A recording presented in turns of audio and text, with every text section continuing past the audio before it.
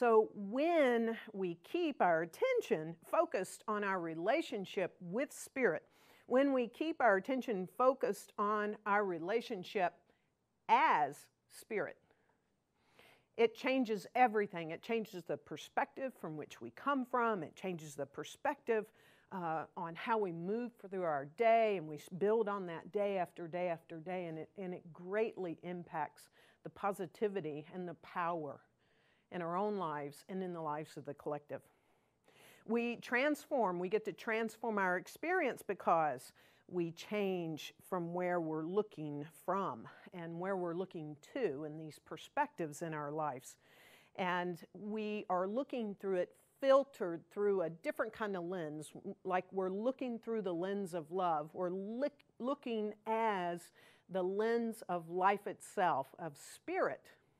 Just as I'm looking at you at a lens, where am I looking from?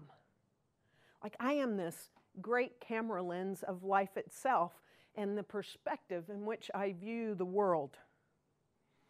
And when we look through this lens and keep our mind stayed on Spirit, and we look through the lens of truth, and we look through the lens of boundless love, and this lens of oneness, it gives us resilience at times that we need it. It gives us perseverance at especially times where we need to keep going. And it allows us to also be able to meet from a different place, whatever comes our way. So when we're mindful and stayed on Spirit and all of the qualities and everything that we know about this expansive life, which goes way beyond this planet called Earth.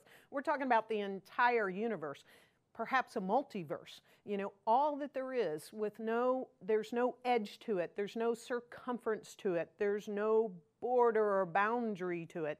When we are mindful of the flow of this life, this thing called Spirit, God, the universal presence, whatever you choose to call it, we can then give up being fearful and anxious and stressed, and we can actually give up, if we choose, to stop being attached to the outcomes and move as the flow of life itself.